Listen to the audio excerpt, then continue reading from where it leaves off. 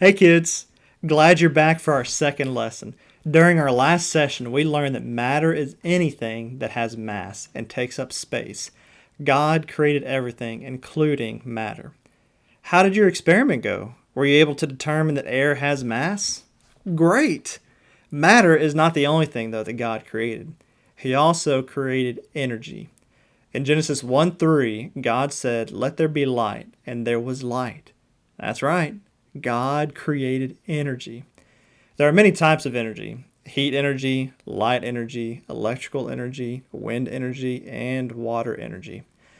You can't always see energy, but you can see what it does. Energy is how things change and move. It's everywhere around us and takes many forms.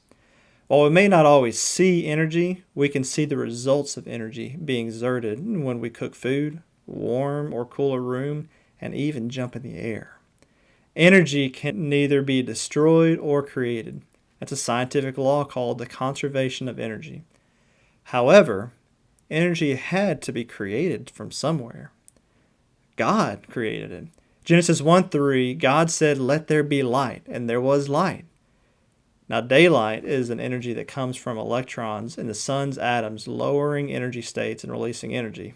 For some scientific jargon for you, the energy in the atoms came from the nuclear reactions in the heart of the sun for energy to be converted. Now, light is a product of energy. When God said, "Let there be light," He created energy, and that energy produced light. You're probably also familiar with thermal energy, even if you don't know the term. But how do you make thermal energy?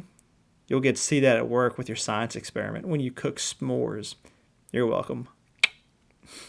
But you can also make thermal energy by burning wood. In fact, that reminds me of another occasion where God created energy, something that man cannot do.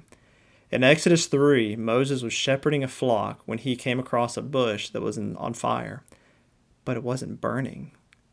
Who could possibly do that? How can that be? Well, because God can create energy. I wonder what other examples there are in the Bible where God created energy. Why don't you think about it and let us know? Be sure to share your photos of your s'mores with us with the hashtag HPKidsAtHome. We'll see you next time.